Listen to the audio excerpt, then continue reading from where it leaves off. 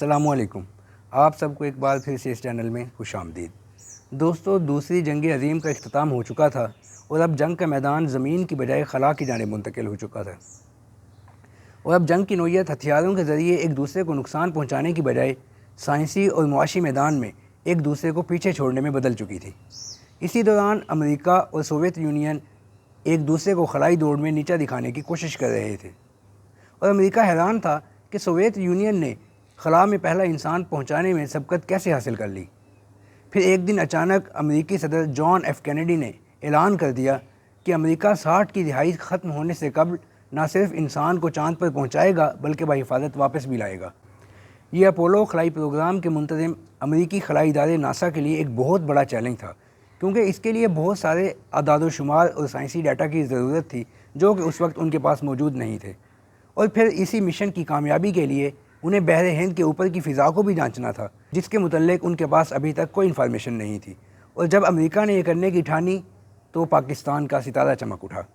دوستو، آگے بڑھنے سے پہلے آپ سب سے گزارش ہے کہ اگر آپ اس چینل پر نئے ہیں اور آپ نے چینل کو ابھی تک سبسکرائب نہیں کیا تو ہمارے چینل کو سبسکرائب کر لیں تاکہ ہماری ہر ویڈیو آپ تک پہنچ سکے۔ دوستو، یہ بات ہے 1961 کی، جب اس وقت کے پاکستان کے فوجی حکمران جنرل ایوب خان امریکی دورے پر گئے اور ان کے ساتھ ان کے سائنسی مشیر اعلیٰ ڈاکٹر عبدالسلام بھی تھے۔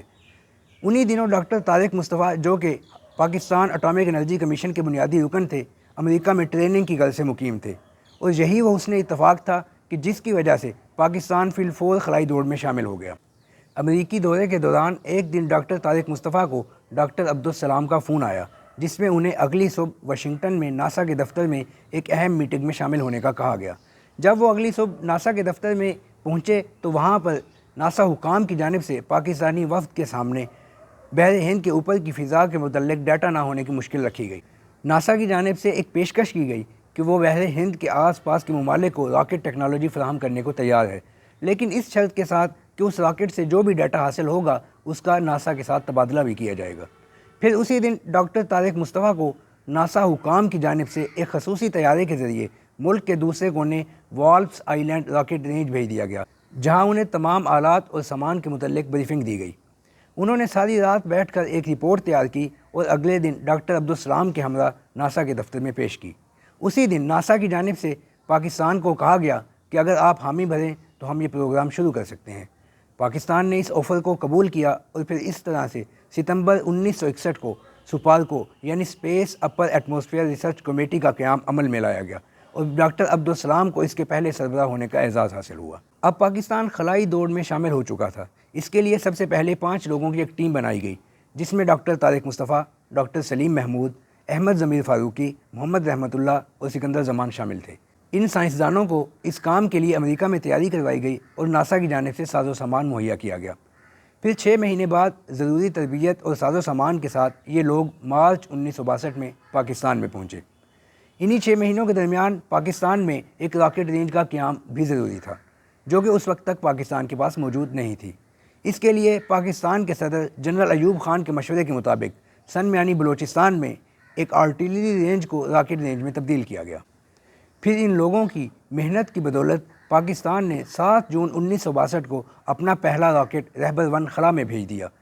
اور اس کے ساتھ ہی پاکستان خلا میں جانے والا مسلم دنیا اور ساؤتھ ایشیا کا پہلا ملک، ایشیا کا تیسرا ملک اور دنیا کا 10واں ملک بن گیا۔ یہی وہ وقت تھا جب پاکستان کو ایشین ٹائیگر کہا جاتا تھا۔ اس پہلے تجربے میں راکٹ کے ذریعے فضا میں 50 سے 100 میل کی بلندی پر سوڈیم کے بخارات چھوڑے جانے تھے، جنہیں سورج غروب ہونے کے بعد افق کے نیچے سے آنے والی روشنی سے منعکس ہونا تھا، اور پھر اس کے بعد بھلاڑی، لسبیلا، ہب اور کراچی ایئرپورٹ کے مقام پر کیمرے نصب کیے گئے، جنہوں نے بیک وقت بغیر ایک سیکنڈ کے وقفے کے ان بخارات کی تصویر لینی تھی، اور اس مقصد کے لیے پاک فضائیہ کے جاسوس کیمروں کو زمین پر نصب کیا گیا، اور پاک فضائیہ سے احمد ضمیر فاروقی کو شامل کرنے کا مقصد بھی یہی تھا۔ پھر ان بخارات کی تصویر کا بغیر کمپیوٹر کی مدد سے طویل حسابات کے ذریعے تجزیہ کیا گیا، جس کے ذریعے بالائی فضا کے درجہ حرارت اور وہاں پر ہواؤں کا رخ معلوم کیا گیا، جس کی ناسا کے اپولو پروگرام کو ضرورت تھی۔ اس کامیاب تجربے کے بعد پاکستان نے پھر پیچھے مڑ کر نہیں دیکھا، اور پھر 1962 سے لے کر 1972 تک 200 ساؤنڈنگ راکٹس خلا میں بھیجے گئے، اور اس میں پاکستان کے اپنے بنائے گئے شاہپر سیریز کے راکٹ بھی شامل تھے۔ لیکن پھر اس کے بعد سپارکو کو نظر انداز کر دیا گیا، اس کے وسائل کو کم کر دیا گیا، اور تمام تر توجہ پاکستان کے دفاعی امور اور پاکستان کو ایک اٹامک پاور اسٹیٹ بنانے کی طرف منتقل کر دی گئی۔ لیکن پھر صدر ضیاء الحق کے دور حکومت میں ڈاکٹر سلیم محمود کی سرپرستی میں 1981 میں سپارکو کو کمیشن کا درجہ دے دیا گیا، اور پھر اس کے بعد پاکستان کا پہلا سیٹلائٹ خلا میں بھیجے جانے کی تیاری شروع کر دی گئی، لیکن وہ بھی تاخیر کا شکار ہوا۔ لیکن بالآخر 16 جولائی 1990 کو پاکستان کا پہلا سیٹلائٹ بدر 1 خلا میں لانچ کر دیا گیا۔ یہ ایک کمیونیکیشن سیٹلائٹ تھا، اور پھر اس کے 10 سال بعد 10 دسمبر 2001 کو بدر 2 کو لانچ کیا گیا، اور پھر اس کے بعد پاک سیٹ 1R پر کام شروع کیا گیا، جو کہ 11 اگست 2011 کو لانچ کیا گیا۔ یہ پاکستان کا ایک نہایت ہی اہم کمیونیکیشن سیٹلائٹ ہے، اور پھر اس کے بعد iCube 1 کو 21 نومبر 2013 کو لانچ کیا گیا، اور پھر سب سے آخر میں 2018 میں چین کے لانچنگ پیڈ سے PRSS-1 اور پاکستان کے سپارکو کے انجینئر کی جانب سے ڈیزائن اور ڈیولپ کیا گیا پاک ٹیسٹ 1A لانچ کیا گیا، جو کہ ایک جیو سینسنگ سیٹلائٹ ہے اور فضا کی نگرانی کر سکتا ہے۔ ان سیٹلائٹ پروجیکٹس کی مدد سے واٹر ریزروز، واٹر ڈسٹریبیوشن اور ریموٹ سینسنگ جیسی انفارمیشن حاصل کی جا سکتی ہیں۔ دوستو، یہ تھی اب تک کی سپارکو کی کہانی۔ امید ہے آپ کو یہ ویڈیو پسند آئی ہوگی۔ اب ملتے ہیں اگلی ویڈیو میں، تب تک کے لیے اجازت دیں۔ اللہ حافظ۔